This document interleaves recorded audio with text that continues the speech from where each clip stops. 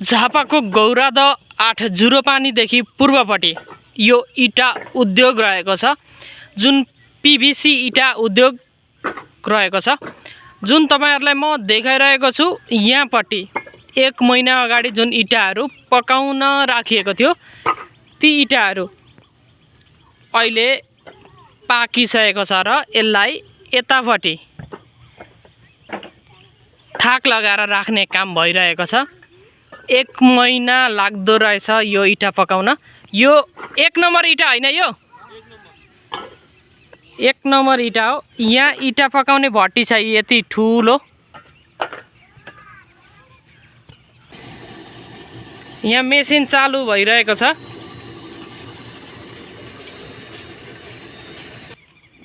यो रहेको छ इटा पोल्नका लागि बनाइएको चिम्नी। धेरै अग्लो छ। कति फिटको छ यो? 100 फिटको छ भन्दै हुनुहुन्छ। यतातिर इटा मिलाउने काम भइरहेको छ। यहाँ हेर्नु, यो 1 नम्बर इटा हो यो। 1 नम्बर। आम्मामा, कहिले कति 1 महिनामा झिक्छ यो पकाको? 1 महिना पकाको 1 महिनामा झिक्छ है। 1 महिनामा 1 राउन्ड पकाएको। यो सबै पकाको, यो पकाउन राखेको यो 1 महिनामा 1 राउन्ड। र त यो यहाँ हिँड्दाखेरि त तातो हुँदो रहेछ नि त है। यहाँ भित्र पुरै आगो बलिरहेछ र त। आम्मामा, बिक्री चाहिँ कस्तो छ यहाँ इटा? 26 रुपैयाँ गोटा। 26 रुपैयाँ 1 नम्बर इटालाई गोटा। ए, र त कति एरिया छ यहाँ? एरिया बहुत एरिया। कति बिघा छ होला? छ होला नि हो, 5-7 बिघा है। अझै धेरै छ कि? अझै धेरै छ। र त हेर्नु त इटा, यो इटा फ्याक्ट्री, इटा उद्योग रहेको छ झापाको गौरादा 8।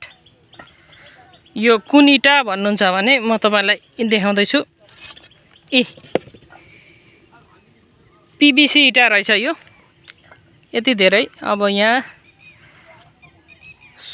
स्वदेशबाट पनि केहीले रोजगार पाएका छन् भने धेरै जसो इन्डियाबाट रोजगारी पाएका हामीले बुझेका छौँ। फेरि देखाउँदैछु। यो इटा पकाउने चिम्नी भन्दो रहेछ यसलाई।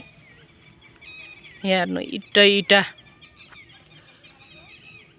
यति धेरै इटा छन् नि। अब इटा उद्योगमै आइएछ इटा। अब यहाँ पकाउने काम, यहाँ यी सबै इटा पकाउनका लागि 1 महिना अगाडि राखेको। अब 1 महिना भए पछाडि इटाहरू यसरी खात लगाएर झिकिँदो रहेछ र अर्डर गरे अनुसार बेचिने रहेछ है त।